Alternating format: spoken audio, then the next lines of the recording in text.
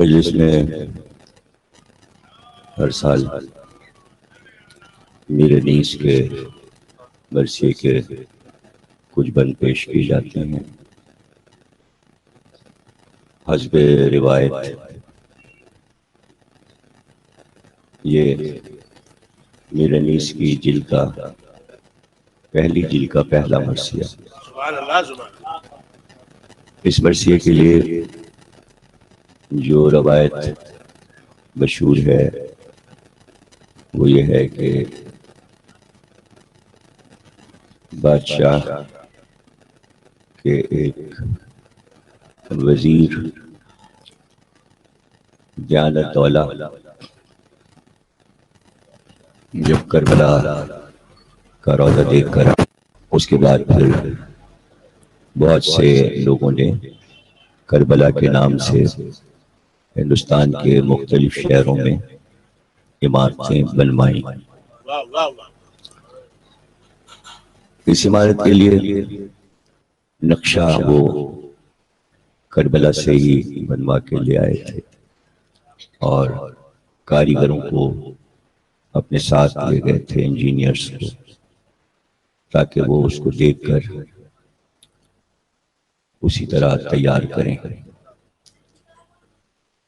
کئی سال سے میں جماعت اسلامی کی مجالس پڑھ کر جب ہندوستان جاتا ہوں تو اسی کربلا میں مجالس پڑھتا ہوں۔ اس سال 2016 میں نہیں گیا حالات کی وجہ سے، لیکن 3 سال سے میں مسلسل جا رہا تھا اور اسی کربلا میں مجالس ہوتی ہیں۔ اور آج بھی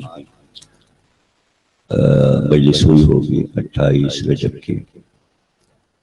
اتفاق سے کربلا بن کر جب تیار ہوئی تو 28 رجب کی تاریخ آ رہی تھی اس کے افتتاح کی۔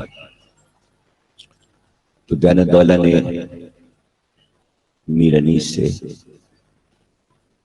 التماس کی کہ آپ پہلی مجلس میں برسیہ پڑھیں، لیکن ہماری خواہش یہ ہے کہ مجلس میں بادشاہ بھی آئیں، لیکن ہم ان سے کہہ نہیں سکتے، مجلس میں گزارش نہیں کر سکتے۔ اتفاق سے دیانتدولہ کے ذمے بادشاہ کی سواری کا تمام انتظام ان کے ہاں ان کی منسٹری میں وقت تھا، اور اس کا طریقہ کار یہ تھا کہ بادشاہ جس ہاتھی پر بیٹھتے تھے اس کے گلے میں ایک گھنٹی ہوتی تھی جو اطلاع ہوتی تھی کہ بادشاہ کی سواری نکل چکی ہے، اور جتنے بھی شہزادے ہیں وہ استقبال کے لیے اپنے اپنے مقام پر راستے میں موجود ہوں، اور اس طرح عوام کو بھی اطلاع ہو جاتی تھی۔ میر انیس نے کہا کہ آپ وہ ہاتھی جس پہ بادشاہ بیٹھتے ہیں اس کو وقت سے پہلے نکلوا دیجئے، تاکہ تمام شہزادے خاندان کے پہلے سے اپنی سواریوں پہ نکل کر آئیں، اور سواری کا رخ دیانتدولہ کی کربلا کی طرف ہو۔ سواری جب چلی تو بادشاہ بڑے حیران ہوئے اور انہوں نے کہا کہ میری سواری کی آواز آ رہی ہے لیکن مجھے اطلاع نہیں دی گئی، کہاں جانا ہے؟ لوگوں نے بتایا کہ آج دیانتدولہ کی کربلا کا افتتاح ہے، وہ بن کر عمارت تیار ہوئی ہے۔ بادشاہ نے خود اپنا قاصد بھیجا اور دیانتدولہ سے کہا کہ سواری جلدی لاؤ، اس لیے کہ ہم نے سنا ہے کہ میر انیس اس مجلس میں مرثیہ پڑھا ہے۔ اس طرح تمام سامعین، شاہی سامعین مجلس میں پہنچ گیا اور ان کو پہلے سے اطلاع نہیں لینا پڑی، بلکہ وقت پر ہی سب کو اطلاع ہوئی کہ مجلس شروع ہونے والی ہے، تو اس مجلس کے لیے میر انیس نے یہ مرثیہ لکھا تھا، اور اس میں انہوں نے چونکہ ان کا ابتدائی دور فیض آباد سے آنے کے بعد لکھنؤ میں ان کا ابتدائی دور تھا، اور لکھنؤ کے لوگ باہر سے آنے والے کو جلدی تسلیم نہیں کرتے، اس لیے لکھنؤ والوں نے ان کو کسی طرح بھی مرزا دبیر کے سامنے تسلیم نہیں کیا تھا۔ اس مرثیے میں انہوں نے یہ کیا کہ مجمع کو مخاطب کرتے تھے، اس میں انہوں نے اللہ کو مخاطب کیا اور اللہ کی بارگاہ میں دعائیں مانگی کہ مجھے کچھ نہیں آتا، تو ہی مجھے عطا کرے گا تو میں اس قابل ہو جاؤں گا کہ میں مداحِ حسین کر سکوں۔ تو طویل مرثیہ ہے، اس کا صرف ایک منظر ابتدائی کچھ بن، دو چار اور پھر ایک منظر پڑھوں گا اپنے مجلس کے وقت کے اندر۔ ظاہر ہے کہ میں بھی نہیں پڑھ سکتا اور آپ بھی نہیں سن سکتے، بس یہ پہلے زمانے میں 3 گھنٹے 4 گھنٹے یہ ہوا کرتے تھے 200 بن کے، تو 200 بن کا مطلب یہ ہے کہ 600 اشعار، تو یہ نہ کوئی پڑھ سکتا ہے اور نہ کوئی سن سکتا ہے۔ تو منظر یہ ہے کہ چونکہ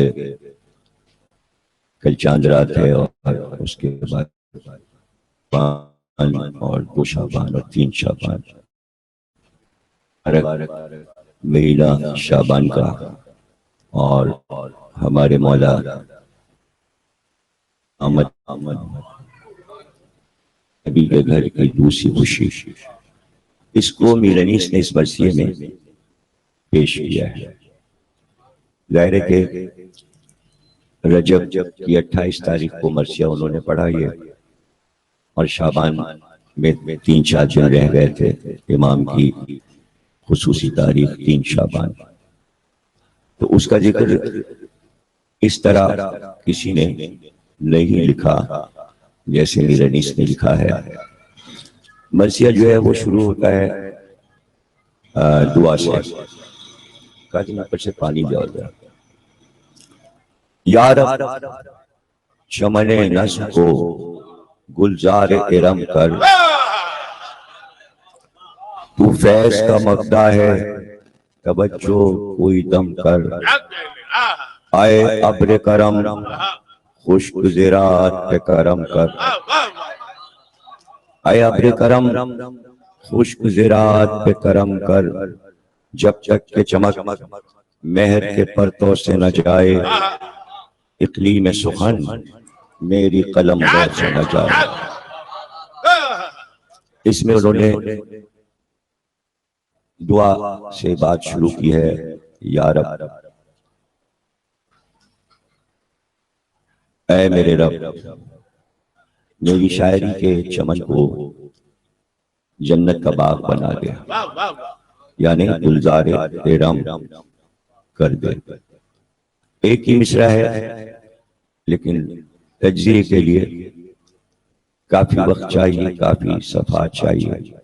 پہلے بھی تشریح کر چکا ہوں کئی بار کہ جنت کے بھی بہت سے نام ہیں اور اللہ کے بھی کئی ہزار نام ہیں، لیکن انیس تمام ناموں میں سے اللہ کے نام رب کا انتخاب کرتے ہیں اور جنتوں کے ناموں میں سے ارم کا انتخاب کرتے ہیں۔ کیا وجہ ہے کہ یہ دونوں لفظ انیس نے پہلے مصرے میں استعمال کیے؟ تو جو بات سمجھ میں آتی ہے کہ اگر بحر کا ہی مسئلہ تھا تو بہت سے نام آ رہے تھے، مالک چمن نظم کو گلزار ارم کر، خالق چمن نظم کو گلزار ارم کر، لیکن یا رب خصوصی طور سے اشارہ ہے کہ اس میں کوئی خاص بات ہے۔ اور یہ بات انیس کے مرثیوں میں، انیس کے لفظوں میں ہم کو یہ رموز پتہ چلتے ہیں کہ مداحِ حسین کرنے والے کہ علم کی کوئی انتہا پائی نہیں جاتی۔ وقتی طور پہ لوگ یہی سمجھتے ہیں کہ ہم ایک عام سے شاعر کو سن رہے ہیں، عام سی شاعری سن رہے ہیں، یا ایک عام تقریر سن رہے ہیں، لیکن چونکہ اس کی مدد ہو رہی ہوتی ہے، اس لیے اس کو غیب سے کچھ عطا ہو رہا ہوتا ہے۔ کیا صرف ایک لفظ کے استعمال کے لیے پورا قرآن پڑھا ہوگا؟ نہیں، اس نے یہ غور و فکر کی بات ہے کہ اسی لفظ کا انتخاب کیوں کیا۔ تو بات دراصل یہ ہے کہ جب آپ قرآن کو پڑھیں گے تو آپ کو پتہ چلے گا کہ جتنے انبیاء، جتنے اولیاء اور خود سرکار دو عالم اور اس کے بعد کے معصومین، جس نے بھی بارگاہ الہی میں دعا کی، اس نے اپنی دعا یا رب سے شروع کی۔ یہ بات بغیر ریسرچ کے نہیں ہو سکتی۔ ساری دعاؤں کو جمع کیا ہے لوگوں نے، اگر آپ اٹھا کے پڑھ لیں تو آپ کو پتہ چلے گا کہ حضرت آدم، حضرت ابراہیم، یا رب، یعنی دعا جو ہے وہ تمام انبیاء کی لفظ رب سے شروع ہو۔ تو وہاں بھی کوئی راز ہوگا۔ انیس کے ہاں اگر کوئی راز ہے، انہوں نے قرآن سے راز کو لیا۔ تو یہ بات دیکھنا، وہ پانی لینے گیا کاظم تو شاید پھان کے وہ چھت چھت ہوتے ہوئے اپنے گھر چلے جائے۔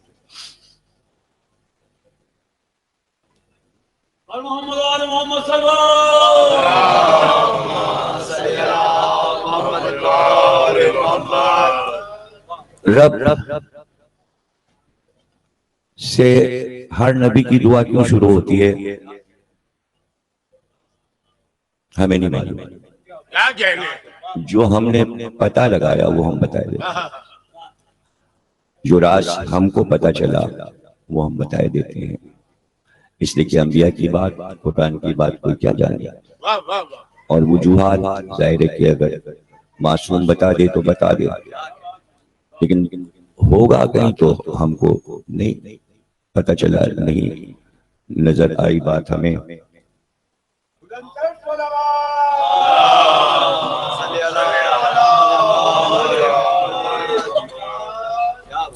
ہم نے جو پتہ لگایا تو یہ پتہ چلا کہ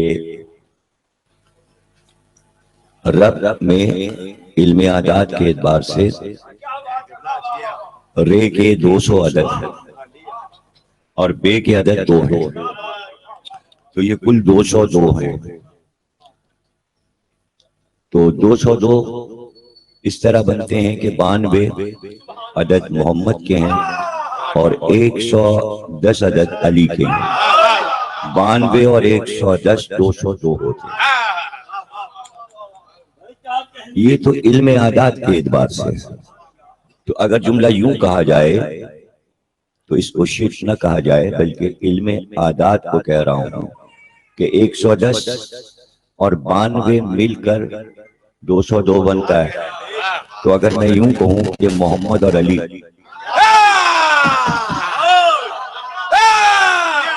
تو اگر پوری بات کہوں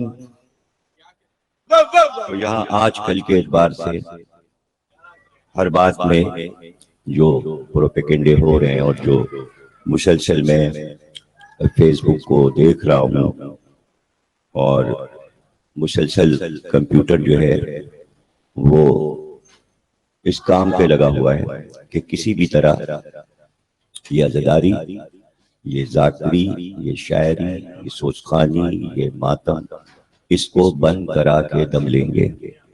ہزاروں لڑکوں کو کمپیوٹر پہ بٹھایا گیا ہے کہ جو مسلسل ذاکروں کو، نواخوانوں کو گالیاں دے رہے ہیں بری طریقے سے، اور اپنے آپ کو مذہب کا چمپئن کہہ رہے ہیں کہ اصل مذہب ہم لوگوں کا ہے، اور یہ تماشا ہے، یہ مذہب ڈھونگ ہے، یہ جو عزاداری ہے یہ سب ڈھونگ ہے، اور اس میں مسلسل 24 گھنٹے لکھ لکھ کر میسج آ رہا ہے۔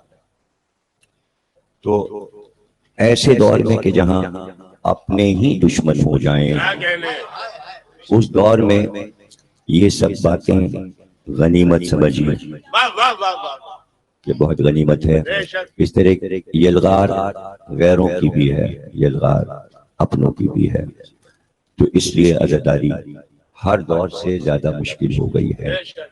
پہلے ایسا نہیں تھا، پہلے غیروں سے خوف آتا تھا، اب غیروں سے زیادہ اپنوں سے خوف۔ نظم کو گلزار ارم کر اے ابر کرم، خشک زراعت پہ کرم کر، تو فیض کا مبدا ہے توجہ، کوئی دم کر گمنام کو اعجاز بیانوں میں رقم کر۔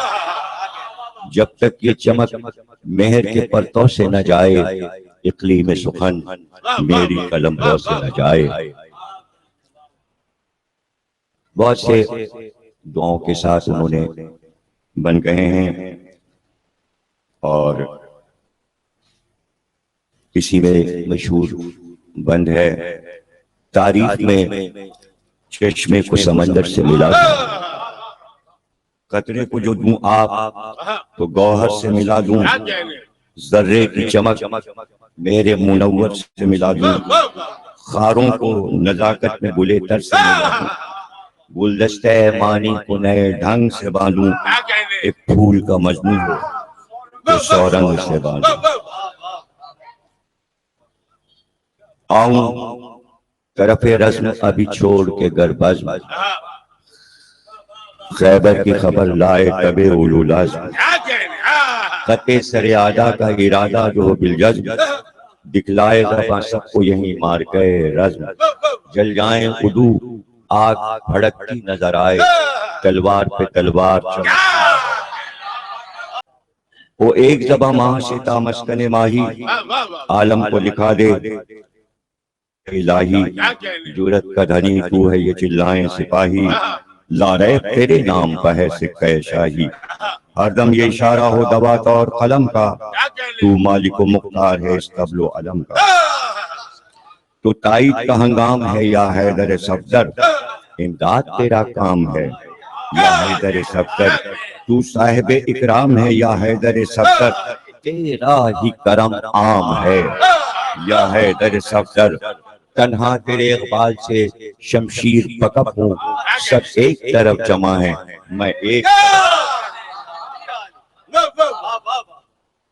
اس کے بعد شکوہ کیا ہے انہوں نے ناقدری کا، اور یہ بتاتے ہیں کہ جو عوام ہوتے ہیں تو ان کے حالات کو بیان کیا ہے کہ نیک و بد عالم میں تعامل نہیں کرتے، عارف کبھی اتنا بھی تجاہل نہیں کرتے، خاروں کے لیے رخ طرف گل نہیں کرتے، تعریف خوش الحانی بلبل نہیں کرتے، خاموش ہیں وہ شیشے دل چور ہوئے ہیں، اشکوں کے ٹپک پڑنے سے مجبور۔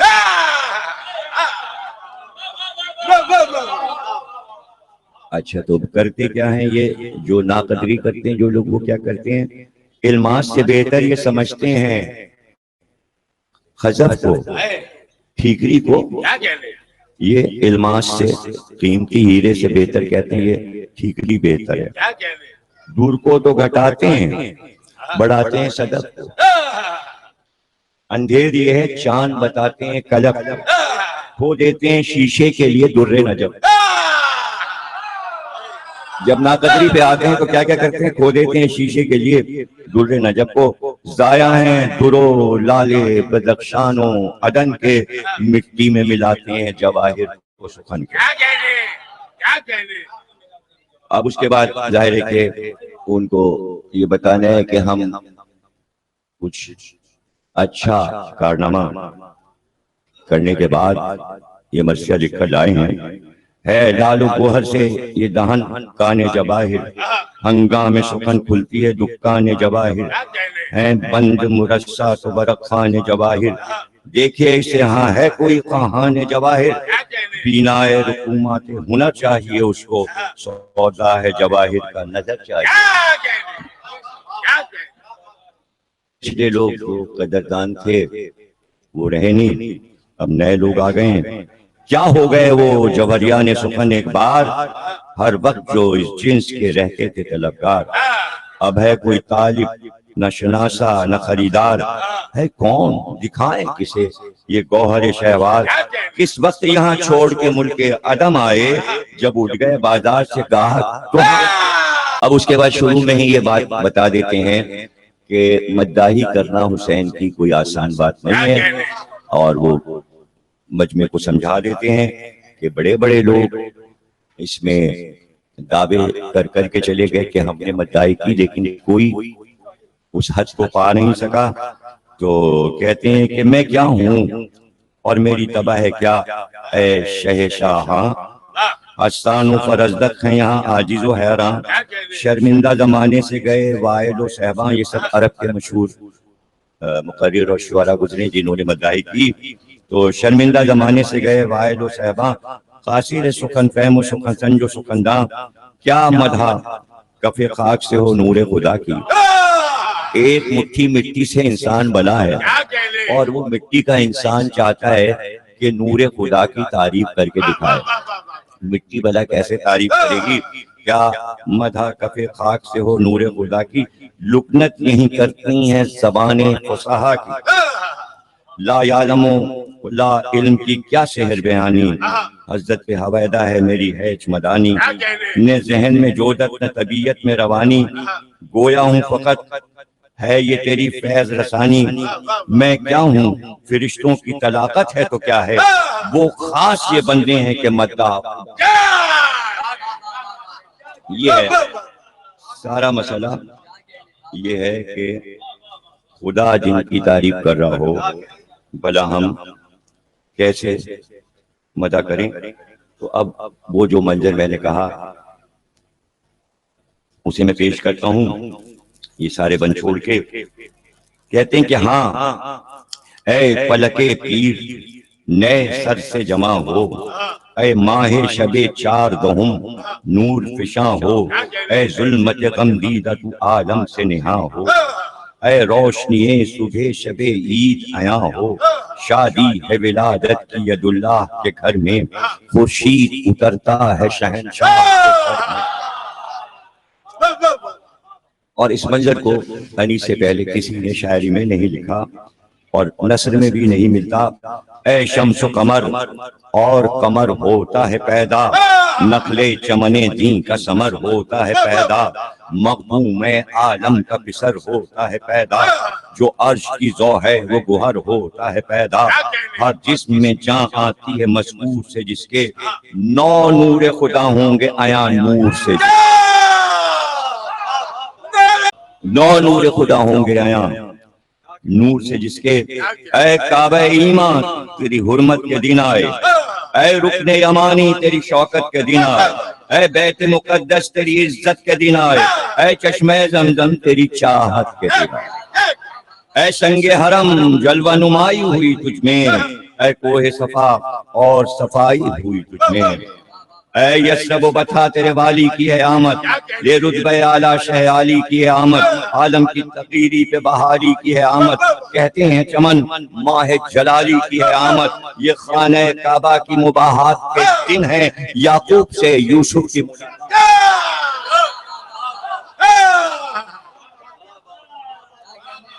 اے ارض مدینہ تجھے فوق اب ہے فلک پر، رونق جو سما پر ہے وہ اب ہوگی سمک پر، خورشید ملا تیرا ستارہ ہے چمک پر، سکے گلے تر ہیں تیرے پھولوں کی مہک پر جس پہ فرشتوں کے بچھیں فرش وہی ہے، جس خاک پہ ہو نور خدا عرش وہی ہے، یا ختم رسول گوہر مقصود مبارک، یا نور خدا رحمت معبود مبارک، یا شاہ نجف شادی مولود مبارک، یا خیر نساء اختر مسعود مبارک، رونق و صدا نور دوبالا رہے گھر میں، اس ماہ دو ہفتہ کا اجالا رہے گھر میں۔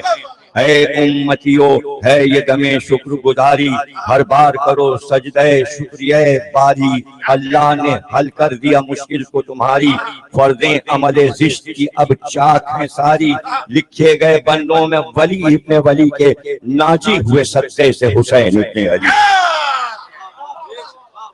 اے ماہ معظم شعبان، اے ماہ معظم تیرے اقبال کے صدقے، شوکت کے فدا، عظمت و اجلال کے صدقے، اتری برکت فاطمہ کے لال کے صدقے، جس سال یہ پیدا ہوئے اس سال کے صدقے، جس سال یہ پیدا ہوئے اس سال کے صدقے، قرباں سہارے عید اگر ہو تو بجا ہے، نوروز بھی شب کی بزرگی پہ فدا ہے، قربان شب جمعہ شعبان خوش انجام،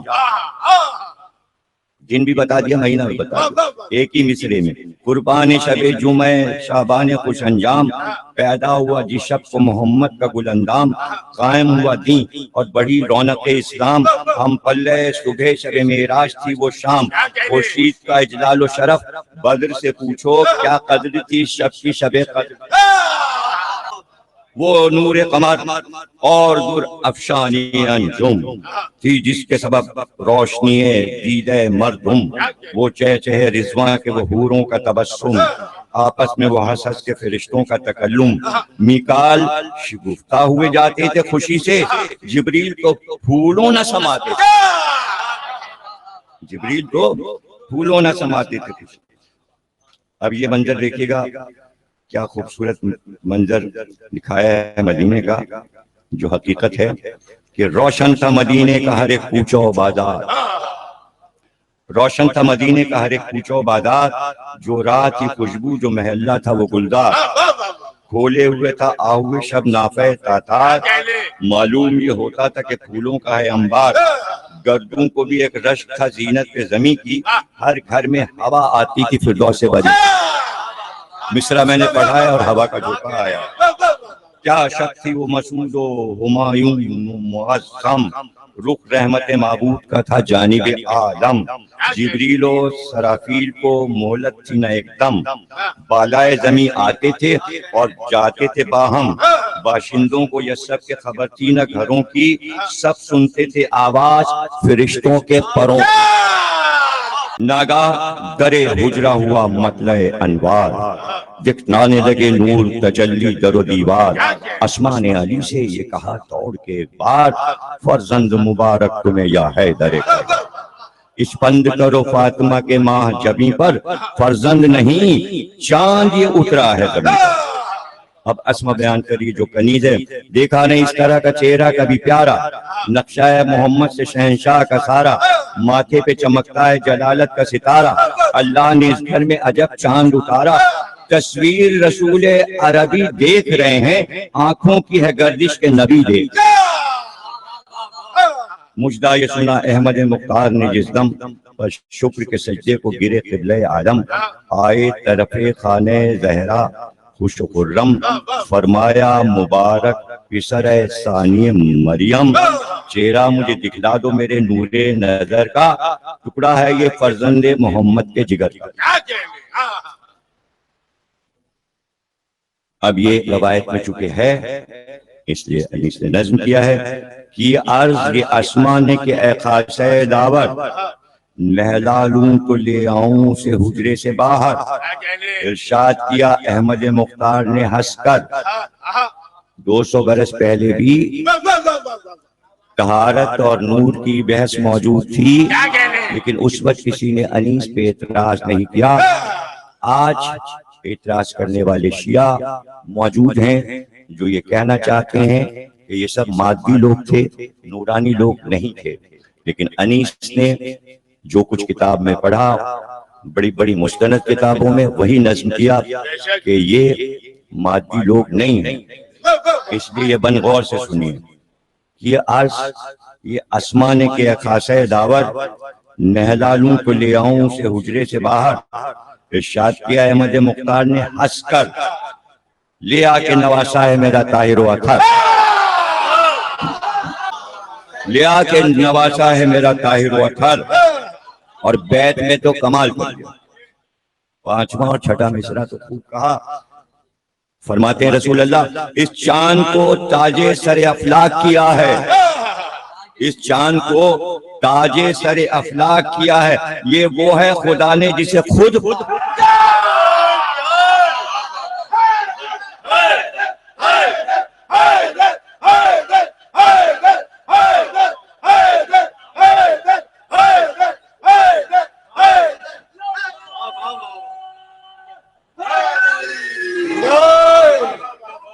اب یہ سب سارے مصروں میں ایک ایک حدیث کو ایک ایک مصرے میں ساری حدیثوں کو نظم کر دیا ہے، جس میں پہلی حدیث یہ ہے حسین و منی، اس کے بعد دوسری حدیث ہے طیب و طاہر و اطہر، تطہیر ان کے لیے، پھر اس کے بعد تیسرے مصرے میں یہ بتایا ہے کہ حسین کی آمد کے بعد راز الہی کھلتے چلے جائیں گے، جو راز کئی ہزار برس سے انبیاء کی آمد سے پہلے سے سارے مخفی تھے، حسین کے آنے پہ اللہ سارے رازوں کو کھول دے گا۔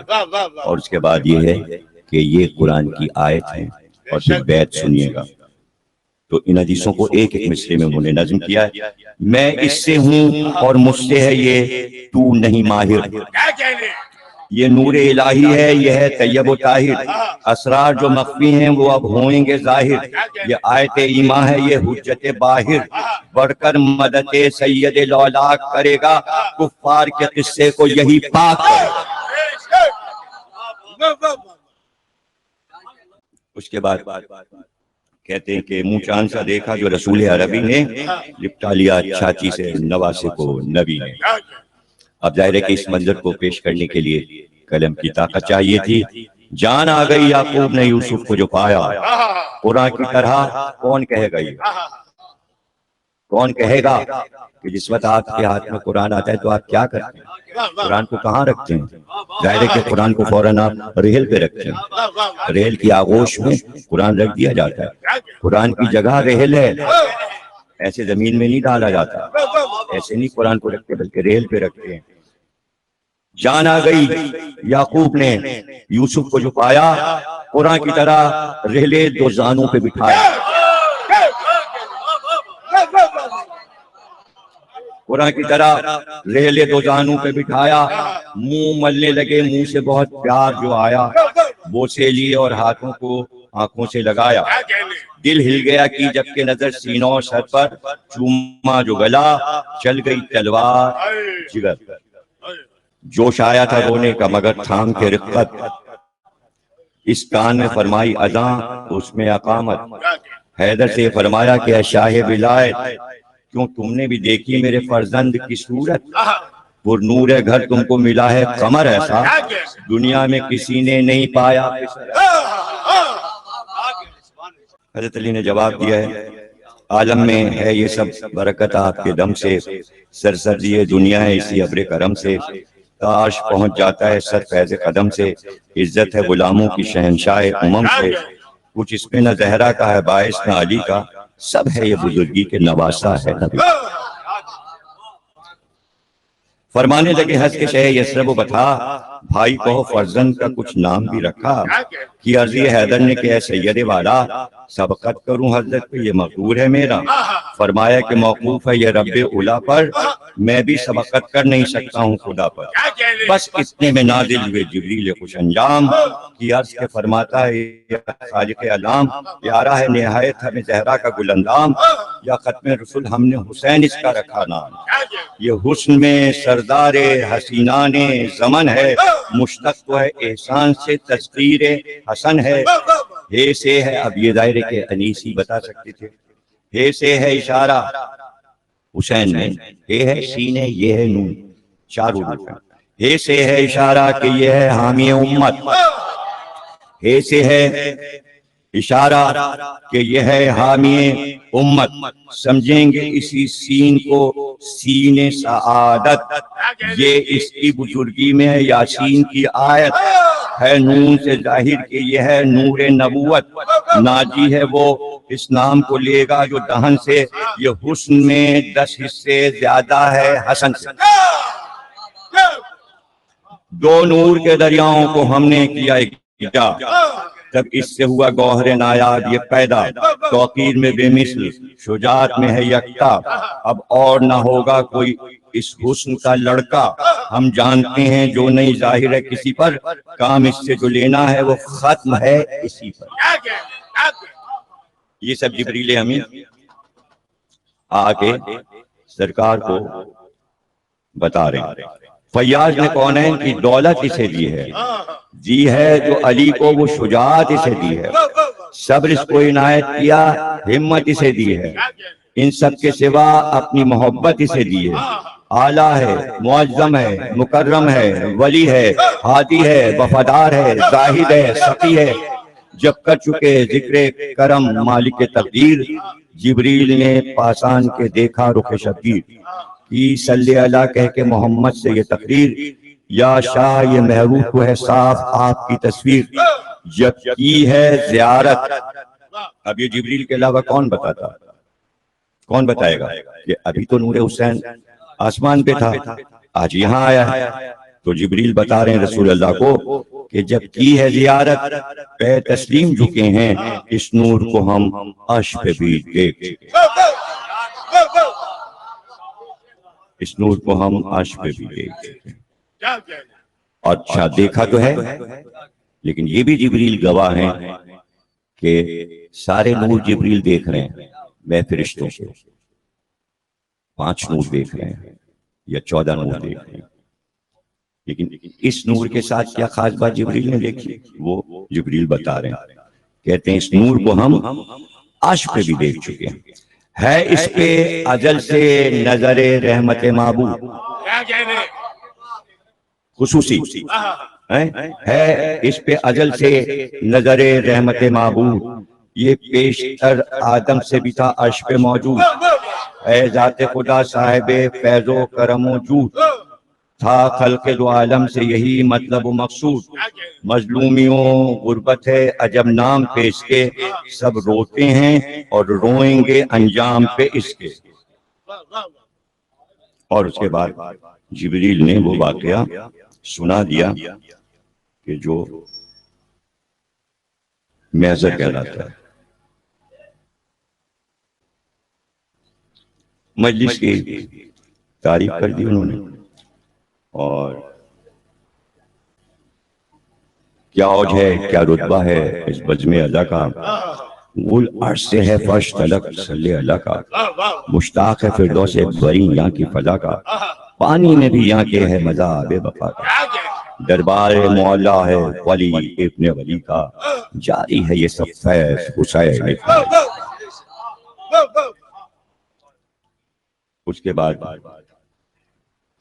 دعا جو ہو رہی تھی، بندوں میں لکھا جاؤں امام ازلی کے، آزاد ہوں صدقے سے حسین ابن علی کے، قدسی کو نہیں باندھ یہ دربار ہے کس کا، فردوس کو ہے رش کی گلزار ہے کس کا، سب جن سے شفاعت ہے یہ بازار ہے کس کا، خود بکتا ہے یوسف یہ خریدار ہے کس کا، ملتی ہے کہاں مفت متاع حسن ایسی، دیکھی نہیں انجم نے کبھی انجمن ایسی، اور خوشا محفل عالی، حیدر کے محبوں سے کوئی جا نہیں خالی۔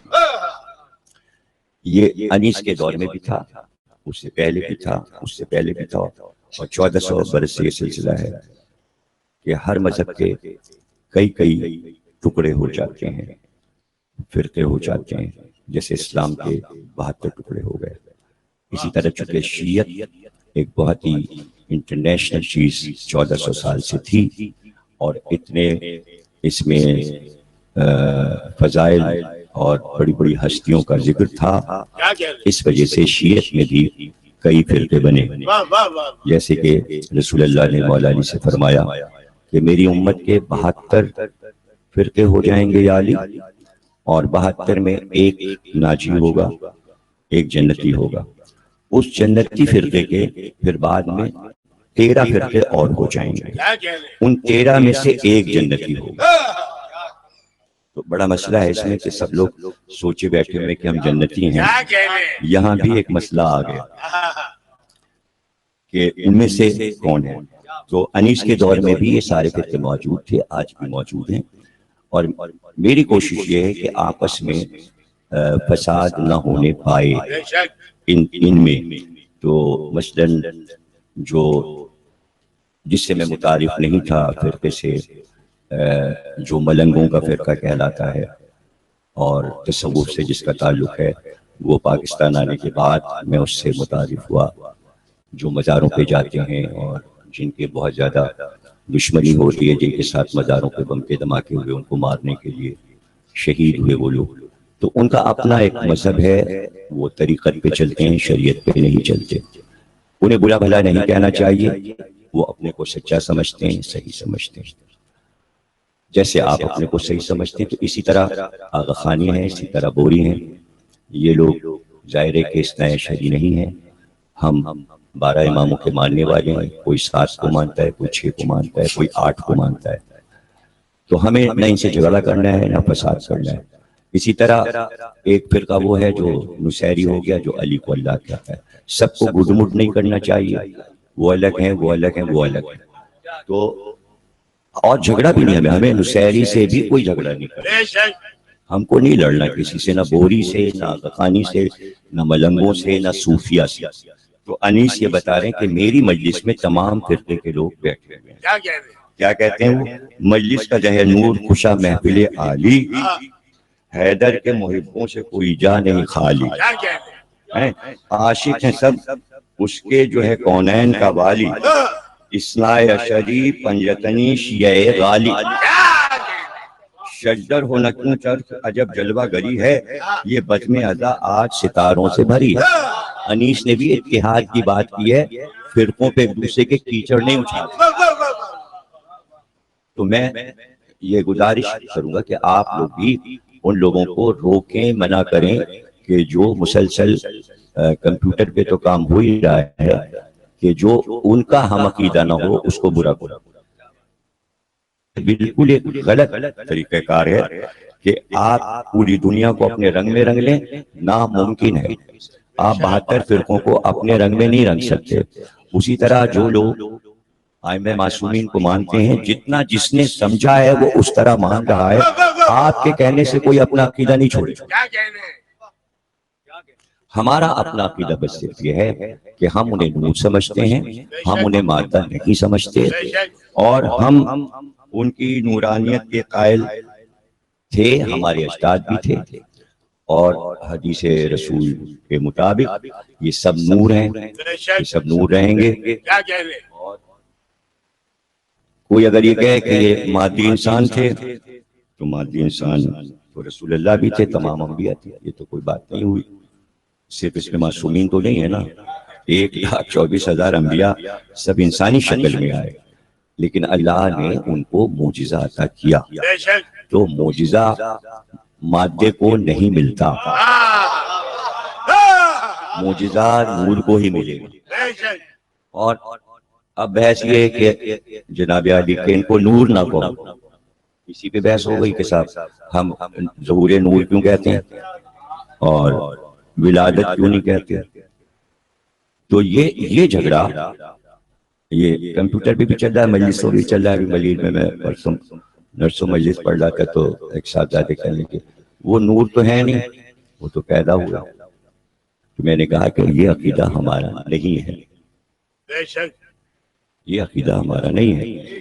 ہم ان کو نور ہی مانتے ہیں، نور ہی مانتے رہیں گے، اس لیے کہ اللہ نے قرآن میں ان کو نور کہا ہے. تو یہ جھگڑا عقیدے کا نہیں ہے. اب بہت سے لوگ سمجھتے ہیں کہ سارے جھگڑے عقیدے کے نہیں. کچھ جھگڑے، کچھ بحثیں عقیدے کی ہیں، اور کچھ معاملات دوسرے شعبوں سے تعلق رکھتے ہیں. مثلا یہ والا معاملہ کہ ظہور نور ہوا یا پیدا ہوا، یہ معاملہ عقیدے کا نہیں ہے. یہ معاملہ لغت کا ہے، ڈکشنری کا ہے، لفظ کی لڑائی ہے. جیسے امام باڑہ اور امام بارگاہ. اب یہ دونوں لفظوں میں پورا ہندوستان بولتا ہے امام باڑہ، پورا پاکستان بولتا ہے امام بارگاہ. کون صحیح ہے، کون غلط ہے؟ ظاہر ہے کہ امام باڑہ بولنے والے آپ پہ اعتراض نہیں کرتے، لیکن آپ اعتراض کرتے ہیں کہ امام باڑہ غلط ہے. پاکستانی جو امام بارگاہ کہتے ہیں وہ لفظ امام باڑے کو غلط کہتے ہیں، اور جو امام باڑہ بولتے ہیں وہ آپ کے لفظ امام بارگاہ کو غلط نہیں کہتے۔ تو اس پہ بھی غور کر لیجیے کہ جو معاشرے کی بحث چل رہی ہے اس پہ غور کر لینا چاہیے ہو کیا رہا ہے، تاکہ فیصلہ آسان ہو جائے۔ تو یہ عقیدے کی لڑائی نہیں ہے۔ امام باڑے کو ایران میں پہلے حسینیہ کہتے ہیں، حسینیہ، جیسے حسینیہ ہے ایرانیان، نہ امام بارگاہ کہا جاتا ہے ایرانیان کو اور نہ امام باڑہ کہا جاتا ہے، حسینیہ کہا جاتا ہے، اس لیے کہ ایران میں عزا خانے کو حسینیہ کہتے ہیں۔ حیدرآباد دکن میں علابہ بولتے تھے، اسی طرح دلی میں امام باڑہ بولتے تھے، لکھنؤ والے بھی امام باڑہ بولتے تھے، اس کے بعد عزا خانہ بھی بولتے ہیں، کتنے نام ہیں۔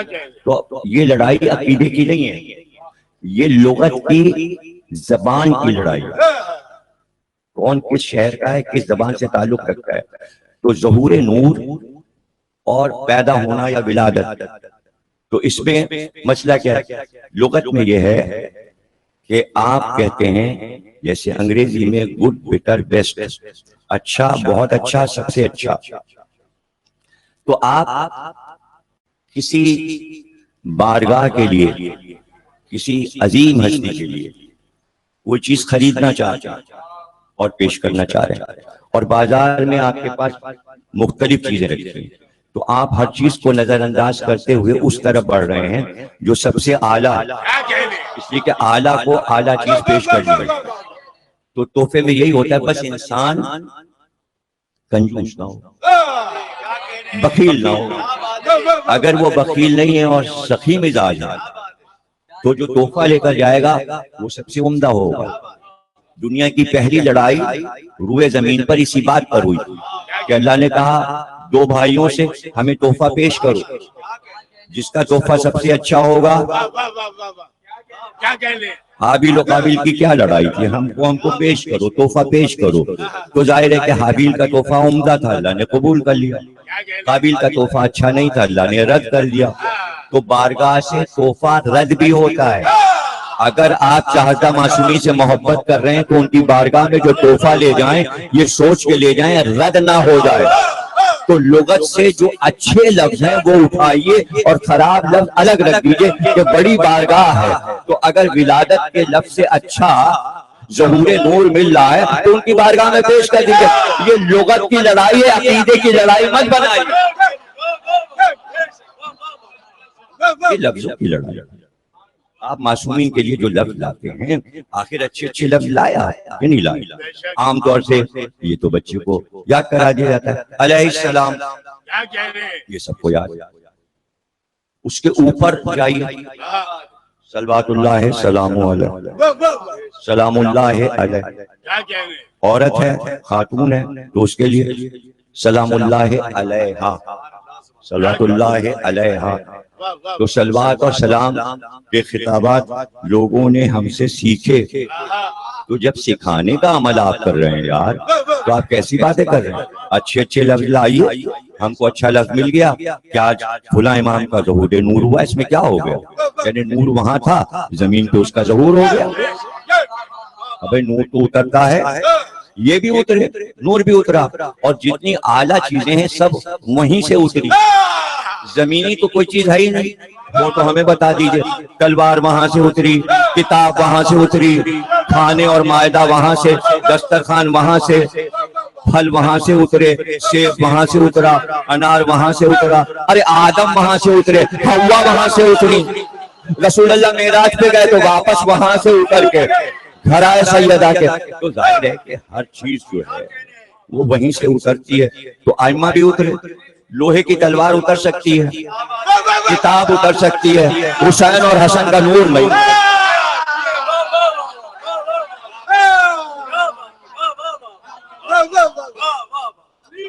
اچھا اب اس کی دیکھیں وجہ کیا ہے؟ اس کی وجہ یہ کہ انیس و جدید کو سننا اور پڑھنا ترک کر دیا۔ لفظیات تو وہ بتاتے ہیں، تقریباً 10,000 خطابات امام حسین کے لیے استعمال کیے ہیں، انیس سے 10,000 بہترین لفظ فارسی عربی اردو کے انتخاب کر کے، ناموں کا انتخاب کر کے۔ تو اس کی وجہ سے بول چال میں کتنی آسانی ہو گئی کہ معصومین کی بارگاہ میں کیا کیا پیش کیا جائے. ظاہر ہے کہ تاریخ کی مناسبت سے یہ آج ہی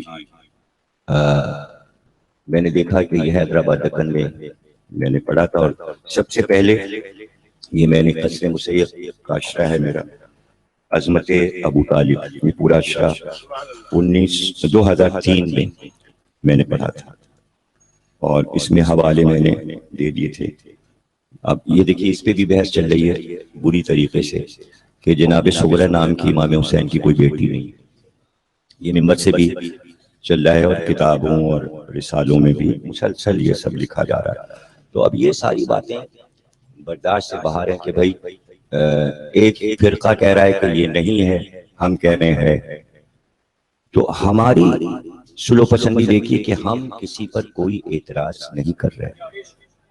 اگر ہم خامیاں نکالنے لگیں تو کتنی نکال سکتے ہیں؟ جو لوگ اعتراض ان چیزوں پہ کر رہے ہیں انہی میں ہم چاہیں، لیکن ہمارے پاس وقت نہیں ہے.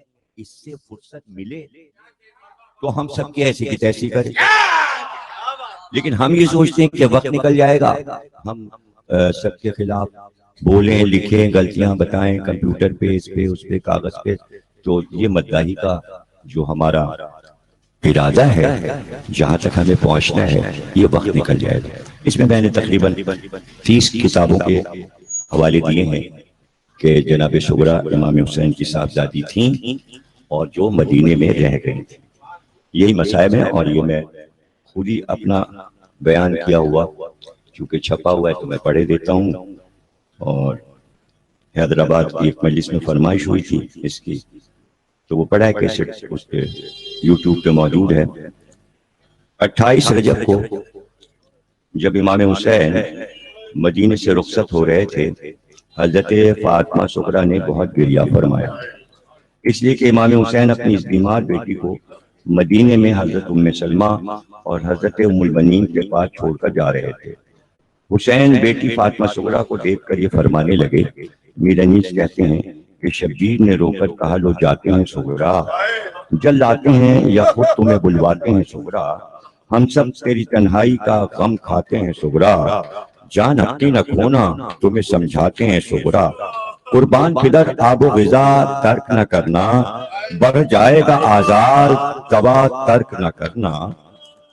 مسافر چلے گئے، صغرا تنہا رہ گئیں. حضرت امام جعفر صادق فرماتے ہیں امام حسین کی شہادت کے بعد ایک کبوتر آیا اور امام حسین کے خون میں لوٹا، پھر اڑا اور مدینہ منورہ پہنچا.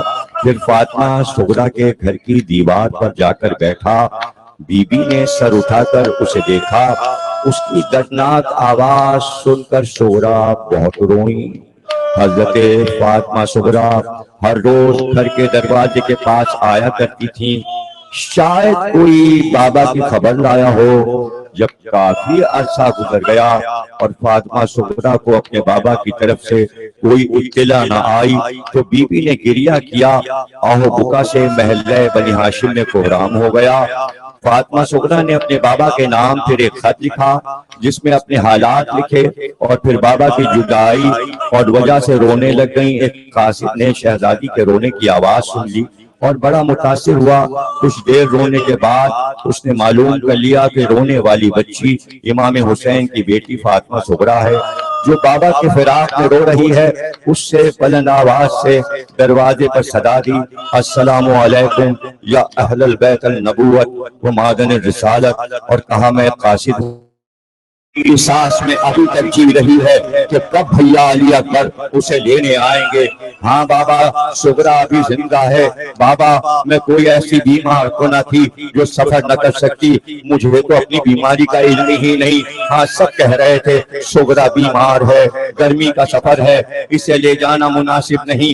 میں نے تو یہ بھی کہا تھا کہ جہاں میری بیماری شدید ہو جائے مجھے وہیں چھوڑ دینا، مگر نہ چچا بات سنتے تھے نہ بھیا علی اکبر وہ میری کیوں سنتے، وہ تو آپ کے حکم کے پابند تھے.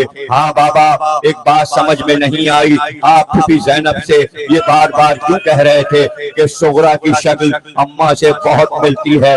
لو بابا یہ کوئی بات ہوئی، اگر میں شکل دادی سے ملتی ہے تو اس میں میرا کیا قصور ہے؟ اور پھر نہ لے جانے کی یہ کوئی وجہ بھی تو نہیں، کیا بھیا علی اکبر نانا رسول اللہ کے ہم شکل نہیں ہیں؟ چچا عباس دادا علی سے ملتے جلتے نہیں ہیں؟ آخر بابا شکلیں خاندان والوں پر ہی جاتی ہیں۔ خیر بابا آپ مجھے نہیں لے جانا چاہتے تھے، نہیں لے گئے بابا۔ آپ کو یاد ہے آپ نے کہا تھا جب بھیا علی اکبر کی شادی ہوگی تو مجھے ضرور بلوائیں گے، کیا ابھی شادی طے نہیں ہوئی؟ کب تک ارادہ ہے؟ ضرور بلوائیے گا۔ ہائے میرا بھیا جب سیرا باندھے گا تو کتنا پیارا لگے گا، اور میں بھیا علی اکبر کے سیرے کی بلائیں لوں گی، صدقہ اتاروں گی، میری سب بیماری دور ہو جائے گی۔ شادی کے کپڑے تو سل گئے ہیں نا، میرا دل چاہتا ہے اڑ کر آپ لوگوں تک پہنچ جاؤں، رات دن راہ تکتی رہتی ہوں، اب کوئی آیا، اب تک کل باب ہوا، مگر شام ہو جاتی ہے، پرندے اپنے بسیروں کو جاتے نظر آنے لگتے ہیں۔ آپ کی یہ بیٹی آنے والے کل کی آس لگائے نانی کے ساتھ نانا رسول خدا کے روضے پر چراغ جلانے چلی جاتی ہے۔ نانا سے دعائیں مانگ مانگ کر تھک گئی ہوں، نانا بھی نہیں سنتے۔ بابا رات کو بڑے ڈراؤنے خواب آتے ہیں، رات کو نیند نہیں آتی، جیسے ہی ذرا آگ لگتی ہے نہ جانے کیا دیکھتی ہوں، خواب میں ایک صحرا نظر آتا ہے، صحرا میں خون کا دریا جوش مارتا نظر آتا ہے۔ بابا یہ کیسا خواب ہے؟ ایک دم گھبرا کے اٹھ بیٹھتی ہوں، اور جب سے بابا محرم کا چاند چڑھا ہے مجھے ایک پل چلے نہیں آتا۔ بابا میرا کھانا پینا بھی چھوٹ گیا ہے، نانی کچھ کھلاتی ہے تو منہ سے باہر آنے لگتا ہے۔ بابا سب خیریت تو ہے نا؟ اب تو آس پڑوس کی سہیلیوں نے بھی آنا جانا چھوڑ دیا ہے۔ جب گلی میں چھوٹی چھوٹی لڑکیوں کی گود میں ننھے منھے بھائی دیکھتی ہوں مجھے اپنا بھیا علی اصغر بہت یاد آتا ہے۔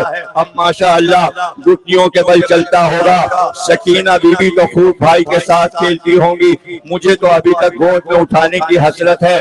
دو جوڑے بھیا علی اصغر کے لیے بھیج رہی ہوں، اماں رباب سے کہنا ضرور پہنائیں، اور جو پہنائیں تو اصغر کے کان میں کہیں کہ مدینے والی سغرا بہت یاد کرتی ہے۔ یہ سن کر میرا بھیا علی اصغر ہنس پڑے گا، میری طرف سے خوب پیار کرنا، اور اصغر سے کہنا کہ اپنے ننھے ہاتھ اٹھا کر دعا کرے کہ سغرا سے جلد ملاقات ہو۔ بابا ننھے معصوموں کی دعا فوراً قبول ہوتی ہے نا؟ ضرور کہیے گا پھوپھیاں کیسی ہیں، اور محمد کا کیا حال ہے؟ ہاں بابا چچا عباس سے کہنا کہ کیا سغرا کو بھول گئے، میرا سلام کہنا بابا۔ بھائی علی زین العابدین تو ٹھیک ہیں، اللہ سب کو خیر سے رکھے اور جلد وطن واپس لائے۔ بابا جس دن سے آپ گئے ہیں میں نے نئے کپڑے نہیں بدلے، اور جب تک آپ سب آ نہیں جاتے نہیں بدلوں گی۔ بابا آپ تو بابا ہے نا، ہم غریب بیٹیوں کے دل کا حال کیا جانے، بیٹی کے دل کا حال تو صرف ماں ہی جانتی ہے۔ اماں بھی خاموش ہیں، یاد تو کرتی ہوں گی جو سغرا کے دل پہ گزر رہی ہے وہ سغرا ہی جانتی۔ بابا کبھی کبھی ایسا لگتا ہے سب آ گئے، میں بھاگی بھاگی دروازے پر جاتی ہوں مگر وہی سناٹا، وہی سونی گلیاں، بس ایک آہ بھر کر رہ جاتی ہوں۔ بابا کیا میری قسمت میں یہی لکھا تھا؟ بیٹی تو آپ کی ہوں مگر اب وقت کے امام ہیں، زیادہ بول بھی تو نہیں سکتی۔ قاسم بھائی کے مہندی کے دن بھی تو قریب آ گئے ہیں بابا، میں کیا کروں، کہاں جاؤں؟ اب تو نانی کی تسلیاں بھی کام نہیں آتی، گھر کاٹنے کو دوڑتا ہے۔ بابا بے چینی بڑھتی جا رہی ہے، نانی پتہ نہیں اپنے حجرے میں بار بار کیا دیکھنے جاتی، پوچھوں تو کہتی ہے کچھ نہیں کچھ نہیں۔ بابا قاصد جانے والا ہے، ختم کر رہی ہوں خط، اگر کوئی بات آپ کی شان اور مرتبے کے خلاف لکھی ہو تو بھیا علی اکبر کے صدقے مجھے معاف کر دیجئے گا، ملنے کی دعا کیجئے گا۔ میری طرف سے سب بزرگوں کو دلبستہ سلام، اور تمام چھوٹوں کو بہت بہت پیار۔ خط کا جواب بابا بہت جلد دیجئے گا، آپ کی بیمار بیٹی فاطمہ سغرا۔ فاطمہ سغرا کے خط کا شاہ کیا دیتے جواب، کربلا کا واقعہ تحریر کے قابل نہ تھا۔ سغرا تیرا نامہ پہنچا رن میں بات قضا کے، خط کے پیچھے انا للہ لکھا تیر اٹھا کے، اکبر کو موت رن میں دولہا بنا رہی ہے، بارات لے کے زینب کل شام جا رہی ہے۔ جب قاصد نے یہ خط پیش کیا اور امام کو جملہ احوال سے آگاہ کیا تو عرض کیا مولا میری ایک اور حاجت بھی ہے۔ امام نے فرمایا وہ کیا؟ اس نے کہا کہ آپ کی دختر نے مجھ سے کہا تھا کہ میں ان کی طرف سے جناب عباس کے ہاتھ اور علی اکبر کی پیشانی کا بوسہ لوں۔ امام نے فرمایا اے قاصد میرے ساتھ چل۔ بس امام اس کو لے کر جناب عباس کے دست بریدہ لاش پر آئے اور فرمایا عباس فاطمہ صغرا کا قاصد آیا ہے، وہ تمہارے ہاتھ چھونا چاہتا ہے۔ آپ کے ہاتھ کہاں گئے؟ پھر رونے لگے۔ پھر علی اکبر کی لاش پر آئے اور شہزادے مرشد کو گود میں لیا اور فرمایا میرے نور چشم تمہاری بہن نے اس قاصد کو تمہاری پیشانی اور آنکھوں کا بوسہ لینے کے لیے بھیجا ہے، مگر کیا کروں تمہاری آنکھیں خون سے بھری ہیں اور تمہاری روح پرواز کر گئی۔ یہ کہہ کر خط صغرا علی اکبر کے سینے پر رکھ دیا اور قاصد سے کہا صغرا سے کہنا یہ تمہارے خط کا جواب ہے۔ ہاں جب قافلہ واپس آیا مدینے تو صغرا بہت خوش تھی۔ سہیلیاں کہہ رہی تھی صغرا سب تمہارے بچھڑے آ رہے ہیں، خوش ہو جاؤ، علی اکبر آ رہے ہیں، قاسم آ رہے ہیں، عباس آ رہے ہیں، سب سے بڑھ کے تمہارا چھوٹا بھائی علی اصغر آ رہا ہے۔ لیکن صغرا کو جب پتا چلا کہ کون کون آیا ہے تو سوا رونے کے اور فریاد کرنے کے کیا تھا؟ جس کو پوچھا جواب ملا مارا گیا۔ نہ محمد رہے، نہ قاسم رہے، نہ علی اکبر رہے، نہ عباس رہے۔ لیکن گھبرا کر صغرا ایک ایک بی بی کی گود دیکھتی تھی۔ جناب زینب نے کہا کیا دیکھتی ہے؟ کبھی رباب کی گود، کبھی لیلا کی گود، کبھی میری گود، کیا کس کی گود میں میرا بھائی علی اصغر ہے؟ ایک بار زینب نے صغرا کو لپٹا کر کہا صغرا علی اصغر بھی نہیں آئے۔ ایک تیر علی اصغر کے گلے کو چھید گیا۔ حسین نے لاش علی اصغر کربلا کے سپرد